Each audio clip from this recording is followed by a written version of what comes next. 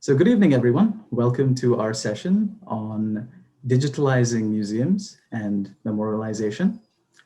This session is organized by the Liberation War Museum in association with the Institute for Creativity, Arts and Technology at Virginia Tech. So today we have with us on the panel the team from the Institute for Creativity, Arts and Technology. We have Archie Dasgupta, Sam Williams, Gunnar Nelson, and Dr. Dennis Krachanen, Associate Professor of Computer Science. And from the Liberation War Museum, we have Shauli Dasgupta. And I'm your moderator, Mark Manuel. I'm also from the Virginia Tech team. So starting us off today, we're going to have Shauli give us some context on the Liberation War Museum and its role in preserving history and the genocide of 1971. Shauli? Mark. I am, as he has introduced me, I am Shauli Dasgupta. I am a research volunteer at the Liberation War Museum. And through the panel today, we are going to introduce the different methods of digital learning and the method of 3D virtual museum. They would be the final outcome of our session. That's our intention. So on behalf of the Liberation War Museum, it is the understanding behind a museum that it is for an enjoyment purpose or the purpose of entertainment. However, the role of the Liberation War Museum Bangladesh is quite different, as it plays the role of memory preservation, because it wants to commemorate the past genocide and confront the genocide for the future generation in this, to live the spirit of never again. And in order to pursue that, the Liberation War Museum studies genocide to memorialize the past and continues to study on genocidal research and condemns genocide, be it on the Rohingya aspect, and continues to study and preserve the memory of the Liberation War Museum, Liberation War of Bangladesh, because Bangladesh, through its Liberation War in 1971, is still struggling for recognition and is trying to preserve the memory of the survivors, the past, for the future generations, so that the history is preserved through art and culture.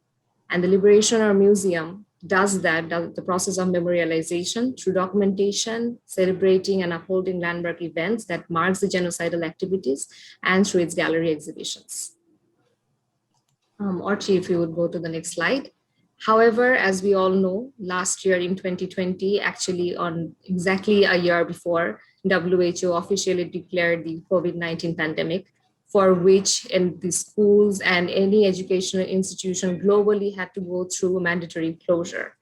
And as a result of that, in Bangladesh, about 42 million students went out of school as per the UNICEF data as of December 2020. And a museum, galleries, and art and culture institutions, which are also part of educational institutions, had to go into closure for health and security measures. And as an impact of that, memory preservation, education, and learning is adversely affected because of the COVID-19 induced closure. And the Liberation War Museum is affiliated with schools and colleges in Bangladesh, as a result of which students participates in the activities of the museum to learn about the history, culture, and the liberation of Bangladesh, which has been impacted due to the pandemic and the lack of access to the physical museum. The pandemic has also shed some light on the fact that how digitized methods has been accelerated globally. We have seen the Holocaust Museum doing virtual exhibitions to commemorate genocides through memory preservation. And it has also showed us that how physical spaces are still harder to access, and that there is a growing shift towards the use of virtual spaces for exhibitions, education, and of course, entertainment.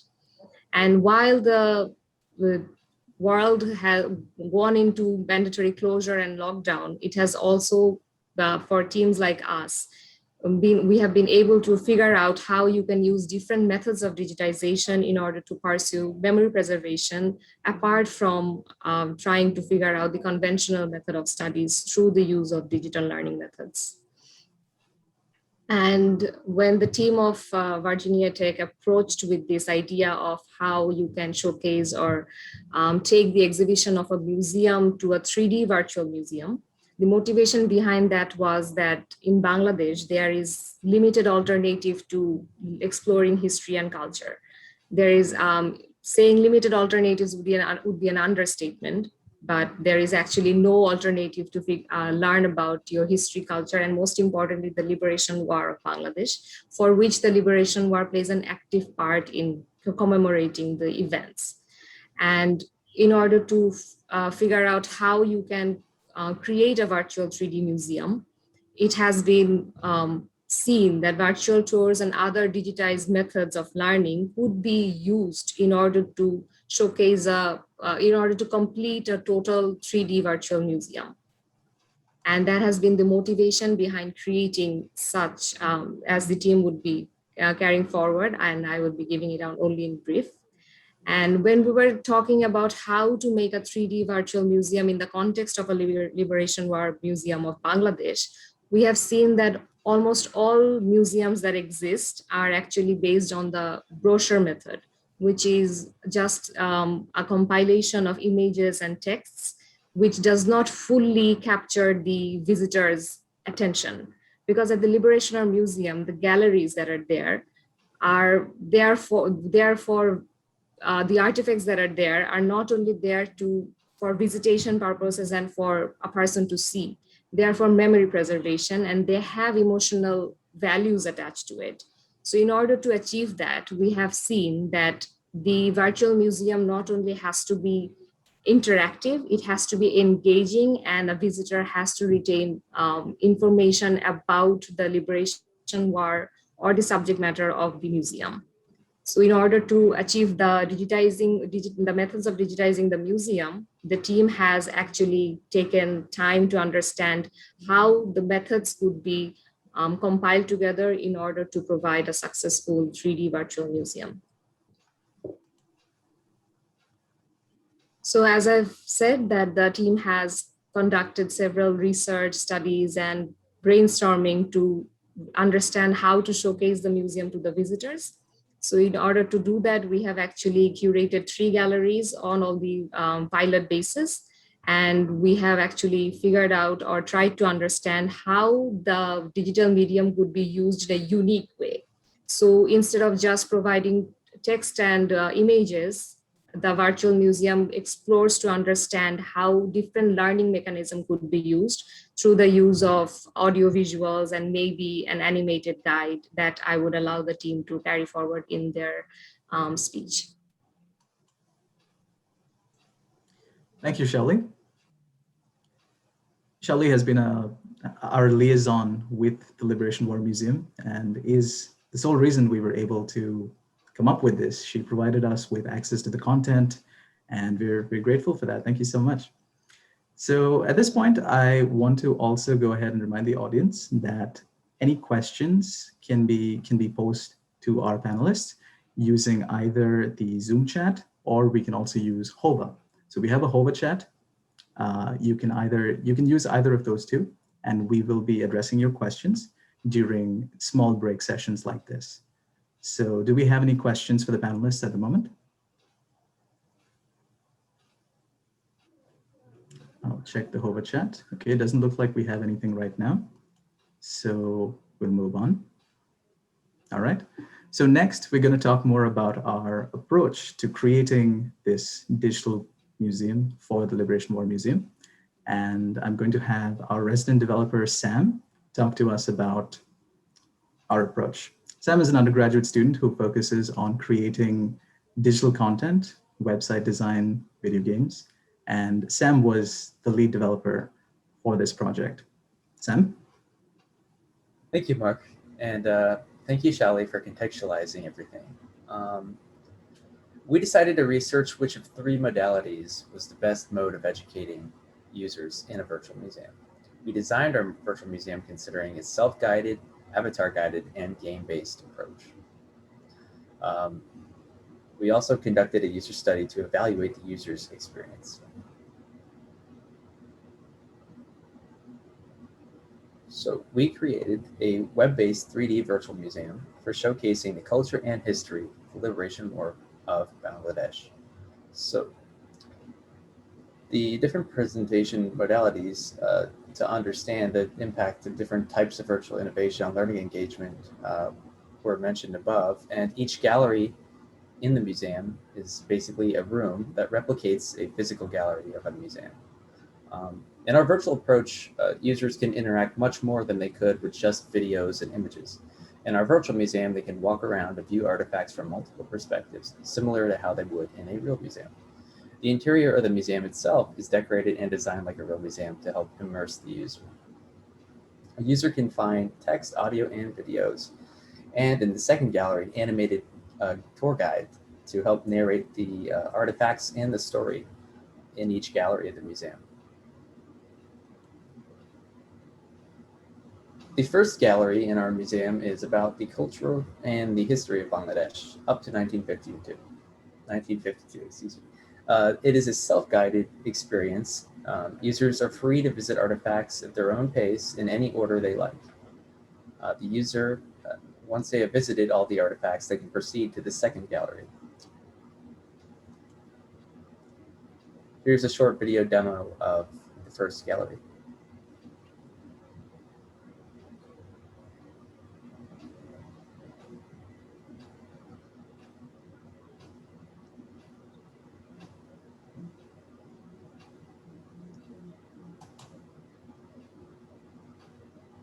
Second gallery is about the struggle for independence from Pakistan.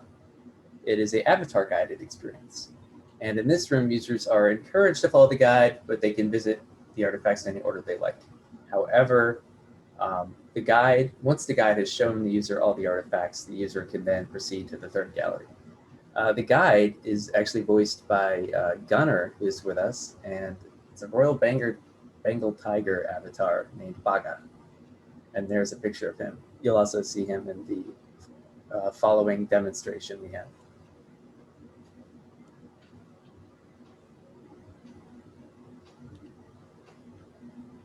So as you can see, Baga leads the user to each artifact.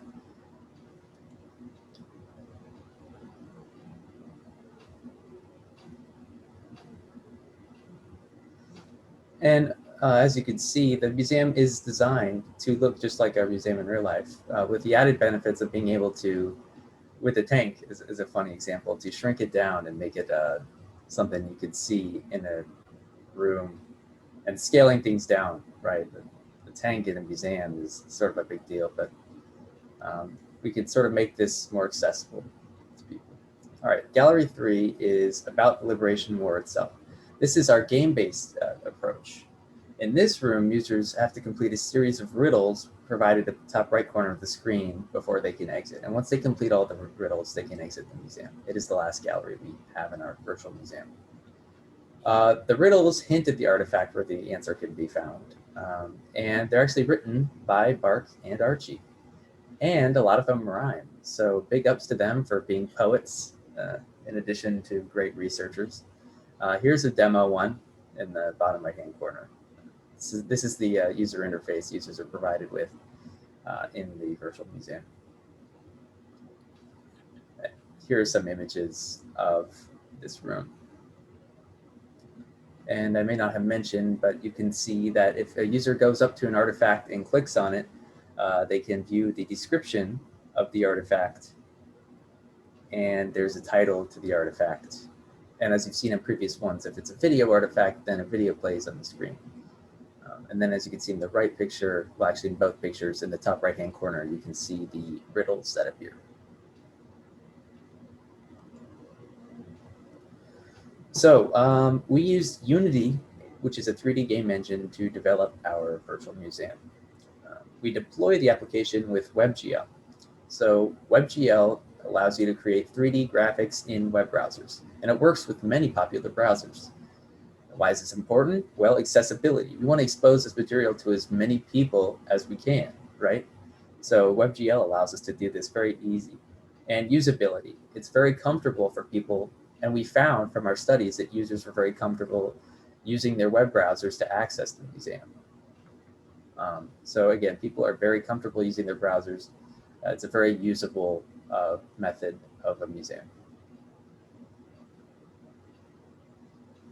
All right, thank you so much, Sam, for clarifying the development of this museum and the approach that we followed. We do have a full video demonstration of a walkthrough through the museum. We can cover that if people are interested in checking that out. So again, do we have any questions at this point from the audience for our panelists? Okay, Q&A. Hova. All right, nothing here. Okay, so I have a question of my own. Let's see. To the panelists, while developing this museum, were there other approaches to digitizing? I know Shelly mentioned these brochure museums that you noticed. What were some of the other approaches to digitizing museums? What are some of the other museums doing, and how is this different from that? So thanks for the question, Mark. So when we were trying to explore what are the most common practices or what are the novel approaches that are being adopted, we found that current practices explore learning through web-based stereoscopic views using 360 images. But there are the problem with a stereoscopic view-based approach is that it lacks the interactive component. So the main concern in that case is just creating a virtual copy of the physical space. And we came across other examples of using virtual museum guides in physical museums. And there were also examples of virtual reality experiences. So one of the issues with that sort of experiences is that you have to be physically present in the museum to explore that. So we try to learn from all these best practices and then create an experience for the user on our own. So we will be describing more in detail in the later section. Got it. Thank you so much, Archie. So you're saying that the reason y'all chose to go this way is because you wanted to provide a more immersive experience to the users, something different from just seeing these flat images that you might in a browser-based gallery, right? Yeah, exactly. Our main goal was to engage the user within the experience so that they are able to connect and communicate, not just visualize. While also making it more accessible. Yeah. Nice. All right, thank you. It looks like we have another question in the chat. What age group are you targeting? So what age group is this virtual museum experience being directed towards? So when we were developing, we had in mind the students, like the undergraduate students. But as we progressed with our project, we think that we incorporated the design with keeping in mind all of the age groups. So when we did some test runs of our projects, we did with the more aged population or the people that have already experienced the liberation war in Bangladesh. So we have showed our museum to them and they were very excited and they were also comfortable in using the web-based experience. So that was a good boost for us, that it's not just for the newer generation, it's also acceptable and encouraging for the older generation. Mm-hmm. And to add on to what Archie said, one of the great things about how it's deployed right now on the website is that anybody of any age that has a computer and internet can go on and visit the museum. So really anybody can visit it. And we designed it broadly, as Archie said, first for research purposes towards undergraduate students. But again, the idea is to replicate any museum. And we think this museum is appropriate for most ages.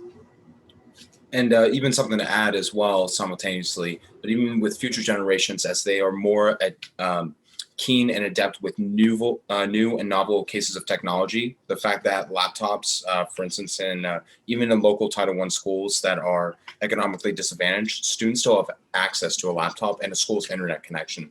So a benefit with also internet connection as well in a web-based virtual museum, they can travel, quote unquote, to any museum that they want, and also learn and expand their global worldview at the same time. Excellent. So it looks like the focus is more on making these museums accessible. So the target age group can be anyone, right? Mm-hmm. Got it. That's excellent. Do you think that's the direction in which museums and other exhibits, art galleries, are they headed in this direction? So with the pandemic, we've seen a lot of these brick and mortar places shut down. So do you think that, digitalizing museums like this can help with memorializing landmark events like genocide for future generations, preserving this? So is this the way you see it heading? Oh, yes. Well, definitely. Yeah. Yeah, inevitable. It's inevitable at this point. I mean, the fact it's a much lower cost to even develop a virtual museum or any virtual medium compared to a brick and mortar setting, or even, for instance, CAD design as well simultaneously. It's a lot more cost effective because Unity, for instance, is free for any individual developer or anyone making less than 100, or any non-business entity that's making less than 100,000 United States dollars can use Unity for free and be able to expand like any aspect of their imagination to preserve anything. Excellent. That's really impressive. One of the Wow. great benefits too of a virtual museum is that it can be archived. Things on the internet can be archived for a long period of time. So a virtual museum like this can be preserved just because it is on the internet, and it can be stored somewhere for as long as it needs to be. Exactly. And even in the future, once museums do come back, this can be still an extension of the museum that people can go and visit. So people from across the world can, hop on their computers and check out some of these galleries. That's great. Yeah, I would like to add to that with or without the pandemic, the museum is open for all age group, from school students to adults and our veterans of the war. And in the context of Bangladesh, the physical access is denied without the pandemic as well because of the dividation of the rural and the urban population. So the introduction of a digital method of the museum and a 3D version of that, if it's massively introduced in the rural level, it would actually create the interest in history and the awareness of the liberation war of Bangladesh. So I would actually say it's here to stay. To go even further from Shaoli, it can be accessed from all over the world. So talk about accessibility. Now somebody from the United States could visit this museum virtually. That's great because, Charlie, you talked about the distinction between urban and rural areas and accessibility. Sam, you talked about, international exposure to these events. You can have something like this be publicized on, say, Facebook, and then, people across the world can see something like this. So I suppose it's really about bringing down that barrier to entry for people visiting and experiencing history and culture of nations. Right? So one good experience while we were working on this project for Shaoli and me was that we were able to get a bunch of international students excited about the history of Bangladesh. So that was a proud moment for us.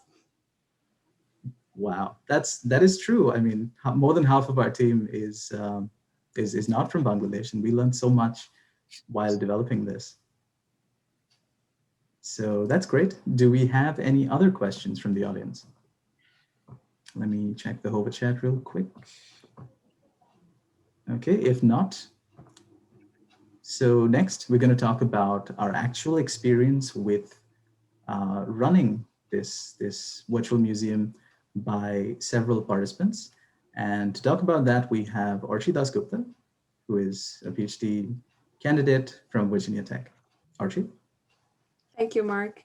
And thank you, Shaoli and Sam, to for setting up the context. So, as we were saying, that instead of trying to just create a copy of the physical space or an illusion of being in a real life museum, we focused on creating the experience for the user.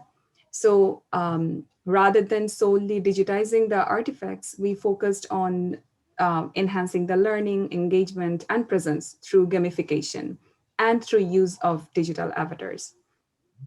So, to actually find out how the users experienced this approach, we conducted a user study with 22 participants. So, here we can see that there's a table that shows the demographic information of the participants. And so, almost 36% of our participants were beginners with digital systems. And so 63% of them did not visit any virtual museum before, and almost 68% visited the Liberation War Museum in person before. So the diagram shown here shows how the flow of the study was conducted. The users first experience each gallery and then they take a quiz to provide feedback on their experience. So this is done for gallery 1, 2, and 3, and they finally provide their overall feedback on the whole experience. From the users' responses, we can see that more than 72% of the participants expressed interest in visiting the physical museum after the virtual museum experience. So that means that the virtual experience was able to encourage learning and excite some curiosity within the visitors. And so now we come into what we are most interested to explore, the effectiveness of learning, effectiveness of these mediums as learning. So in terms of learning, participants were more inclined towards learning through narration and the avatar guided tour. They preferred these two modalities over a general self-guided tour. The artifacts, they also stated that the artifacts that had textual description with narration, they were the most effective for the information retention. They also mentioned that the avatar guide served as a medium to fully convey the information, and it helped to make sure that no information was being overlooked. So the next aspect which we wanted to explore was the engagement aspect. So in terms of encouraging curiosity, we found out that the users paid more attention to exhibits in the game-based approach and the avatar-based galleries. For the game-based approach, participants were driven through the task-oriented approach of searching for clues and answers through the game, which proves to be, again, an effective mode of learning. So from this chart, we can see that these approaches help the users develop a clear understanding of each exhibit's main ideas because they were more interested to look at it, because they took it as a game that they're playing. So increasing the user's engagement, and the several participants state that they have learned some materials that they have not learned before, even though they have visited the museum physically on multiple occasions. So some of the quotes from the users were very encouraging to us. One person said that they found the scavenger hunt or the puzzle-based experience engaging, as it helped them to remember the learnings. And they also gave us some good suggestions, like they said it can end with some reward. For example, there can be a badge that they get once they finish the puzzle that can be shared on social media. Another good response was that the quizzes made them revisit the gallery to look for additional details. So that helped them learn about the content. So some users also say that the guide, the avatar guide or the tiger was interesting for children, and it breaks the monotony of going through digital context, going through digital content. Another interesting observation was that the 7th March speech, so that means the audiovisual contents were visually more stimulating than the still artifacts. Users also expressed that the effectiveness of different modalities where the use of different modalities were really effective in keeping their attention. So in the self-guided gallery, we have used the 3D model of the Shahid Minar, which was really engaging, and it sparked interest in them because it was a 3D model which allowed them to walk around and see it from the multiple angles. For the second gallery, the guide gives an immersive storytelling experience, which was appreciated by the visitors. And again, for the game-based gallery, the interactive and fun game made them interested in the whole experience. So we have also, in the end, we have also measured the usability of the virtual system, and the average score was 72.5. That means that most of the users found the virtual experience to be above average as an accessible extension to the Liberation War Museum. They also found it moderately easy to navigate. So we have to keep in mind that a lot of our users were not used to visiting virtual museums or even used to visiting, doing the 3D walkthrough. So we find that if this sort of systems are introduced, it will be easily popular between the visitors. And finally, we have generated a word cloud from the user feedback. And based on the most frequently used words, we can see that the participants were overall very much enthusiastic about the novel experience. So this type of digitalization practices can be used by the museum or by schools as part of their curriculum. The things that were mentioned most of the times were the 3D walkable environment, learning through the narration, the interactive artifact design where they can click and see the description if they want to, and the engaging game experience were the main points that came up. So thank you, Mark. I'll pass it to you now. All right. Thank you so much, Archie, for taking us through the user experience studies that we conducted. So as researchers, as research students, this is something that we're interested in. Whenever we make something, we want to see how useful it is going forward. You know, what are the applications of this research? So our focus was on engagement, learning. How does what we designed actually fit in with existing museums, and how useful is it? So this is what this section that Archie described was all about. So we could open the floor for questions again if anyone has any questions. I think I got one, which so we had a question about which was, like, from your experience, what was the most interesting gallery that users found? Which one did they like the most? Which one would they like to go revisit? Could you So share? yeah, sure. So from, and thank you for the question.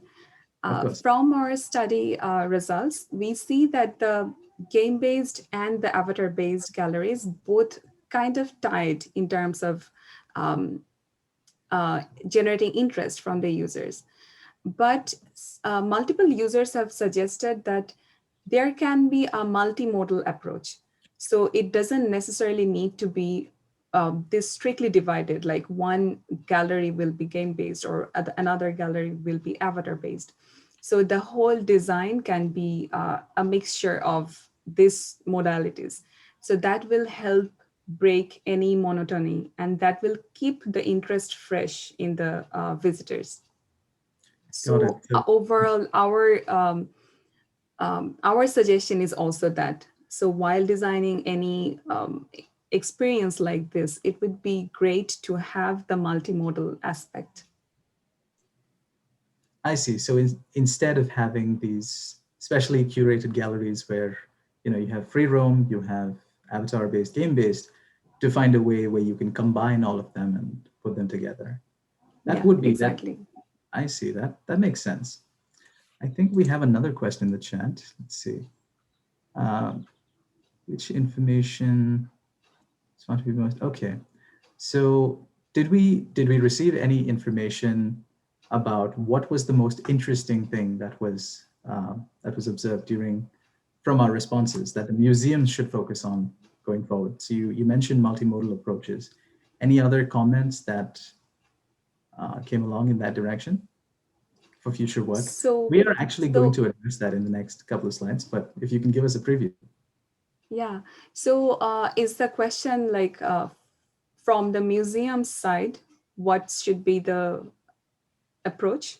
Yes. So something that we found that maybe the museums could focus on going forward in digitalizing this content.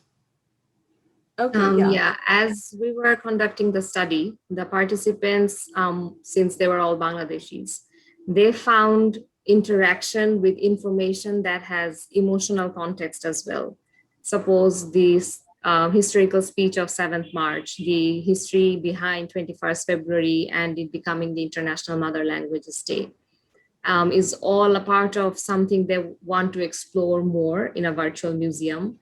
And when that information was provided to them in an interesting and engaging way through audio, visual, and an animated guide, there are several comments which said that they found it as if it was happening in front of them again. Like we had songs that is common for the 21st February that is always played during the event, and they have, when the song was playing, when they were taking a tour, it felt very real to them.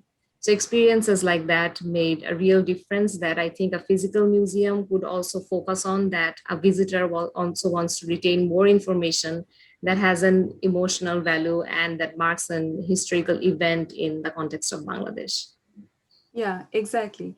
So overall, we found that if you are able to engage all the senses of the user, like if they hear a song, music, that kind of helps to set the mode for them. So as we were saying that this museum has an emotional place for the Bangladeshi visitors, especially for the Bangladeshi visitors.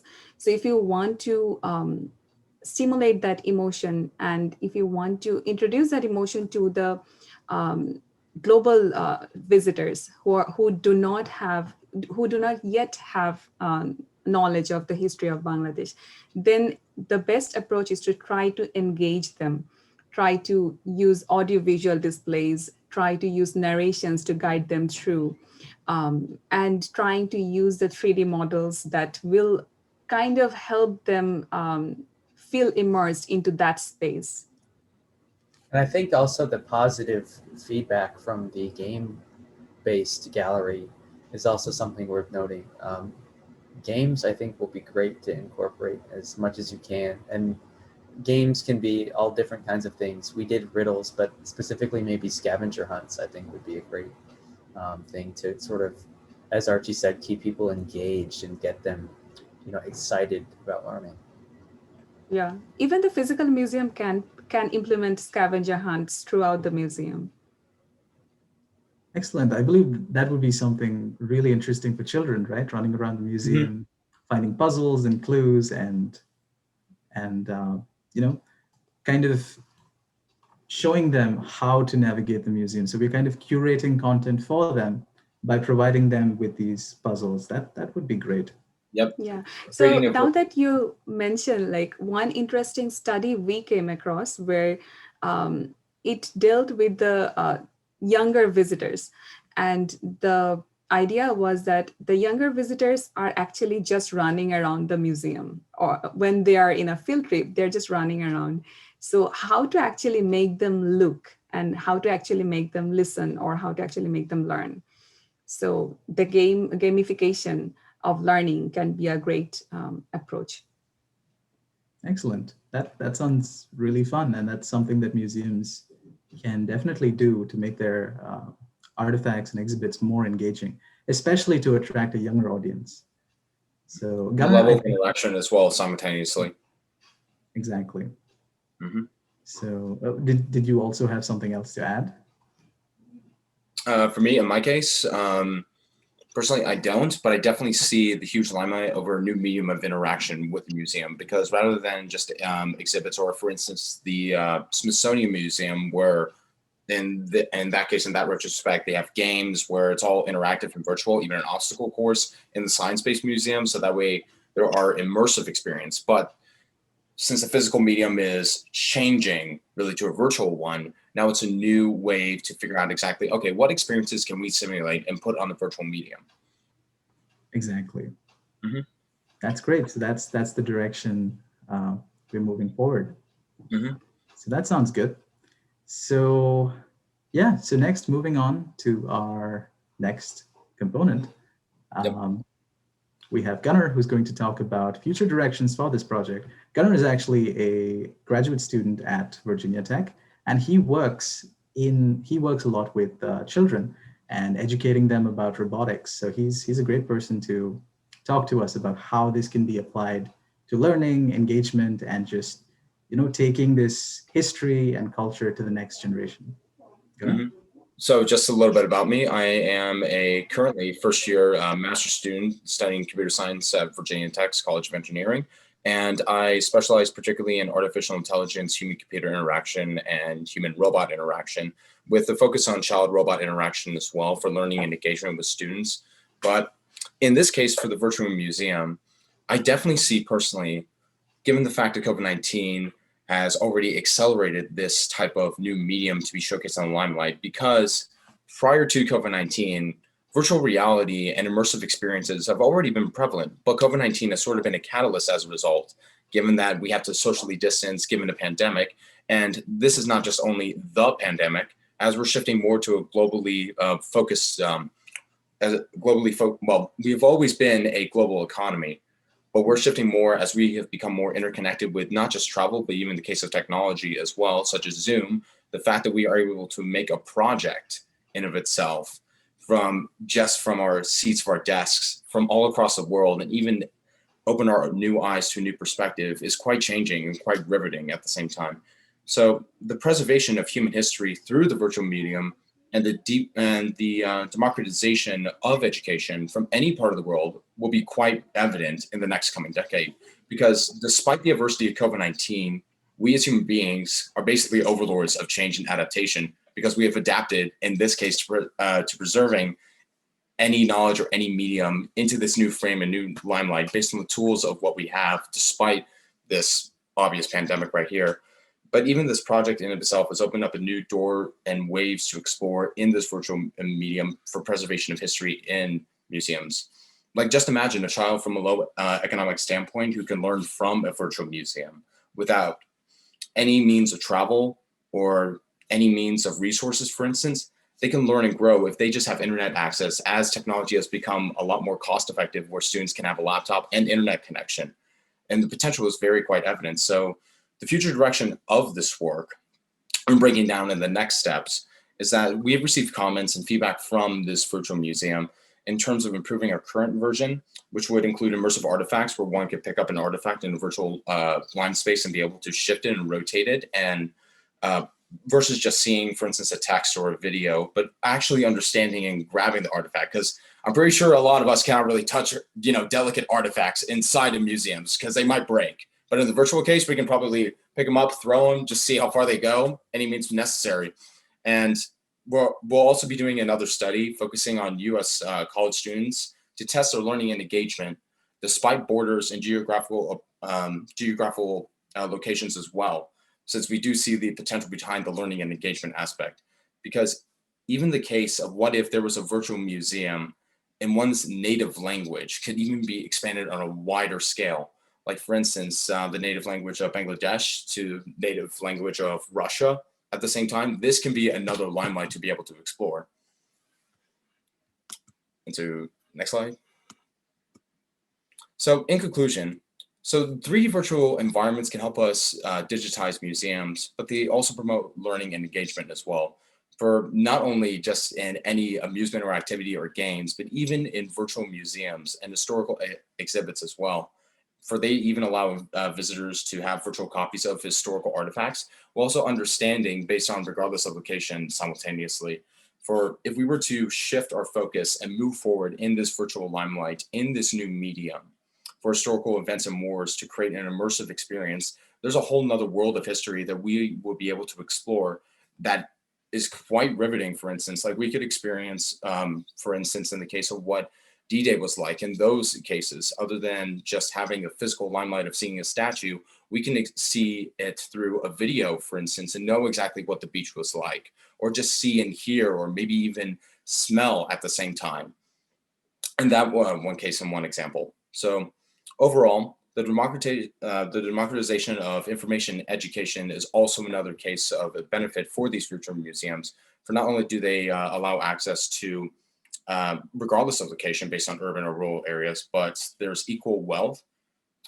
So there's equal distribution of education and knowledge despite any wealth or status for the most part, because everyone has a lot more access now to the internet and the fact that the low cost of such technology at the same time.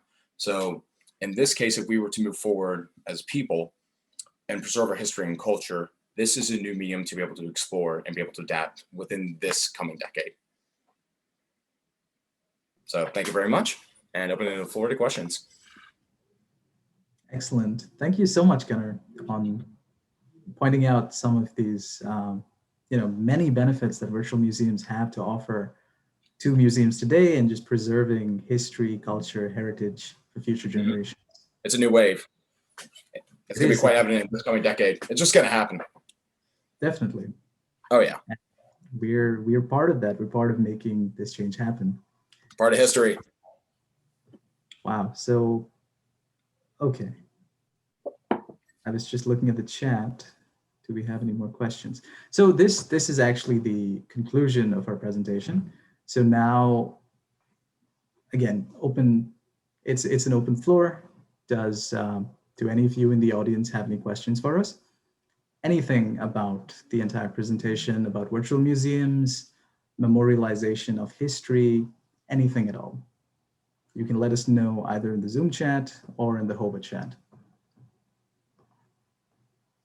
I think there was also a request to play the full tour video, which we can get into if that is still of interest to people.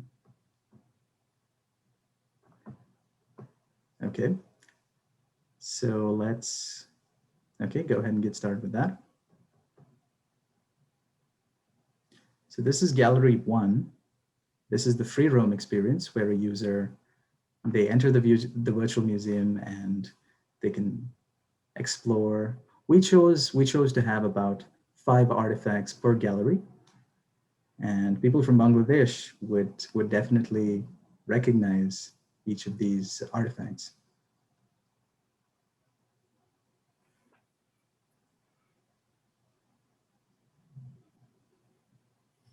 Archie, I believe if you share your audio as well, we would be able to hear, but that's okay.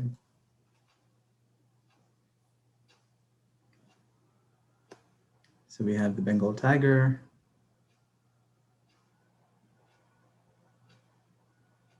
We were missing some textures there, so. Yeah, but it still looks like the tiger, so.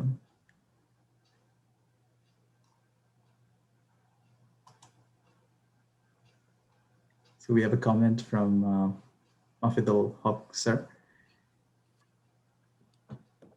who appreciating our museum. Yeah, well, thank you very much, sir. Thank you. So this is Baga, the Royal Bengal tiger, voiced by Gunnar. Mm-hmm. Able to use my voice acting skills. Yes, it looks like the presentation is lagging from inside Google Slides a little bit, but the idea is you have this virtual avatar who guides you through this museum. So it's less of free roam and more of, this is the order in which you're supposed to visit the artifacts. So we have the historic speech. A lot of users actually commented saying that this was their favorite part of the museum. This is such an inspiring speech. All of us being international, we got to witness this too, which was quite impressive. And it marked the 50th anniversary just 4 days ago this year. Oh yes, yes, landmark event.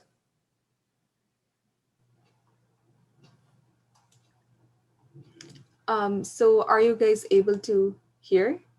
No, Archie, if you share audio, so you go to view There's a option. component in the microphone setting, audio settings.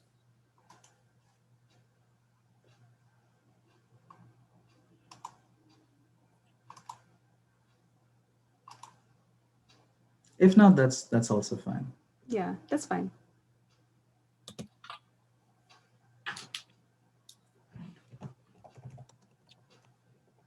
So in this part, we move on from showing the genocide history and then how the Declaration of Independence happened. So that marks the end of the gallery 2.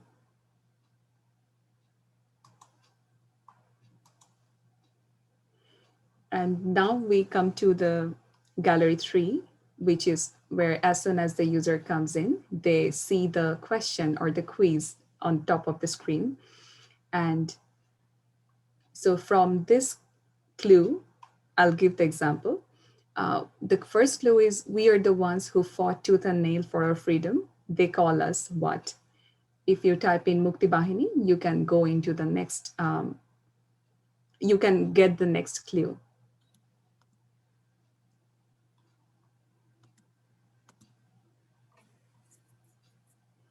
So here, the user was able to correctly respond, and they got this next clue, which asks, what are jets and tanks? We had none, yet we left our farms, and with shields and what? We took up arms.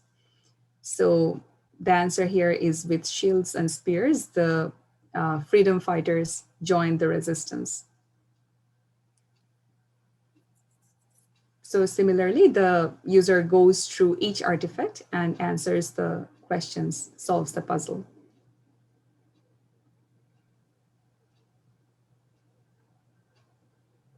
Coming up with these puzzles was a lot of fun. Archie and I helped with that.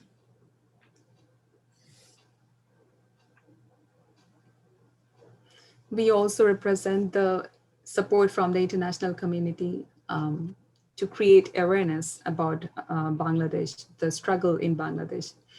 So that's exactly what we are trying to do here. We are trying to create a platform that will give the global community a chance to share their history and to create memorialization and to help in the Never Again pledge.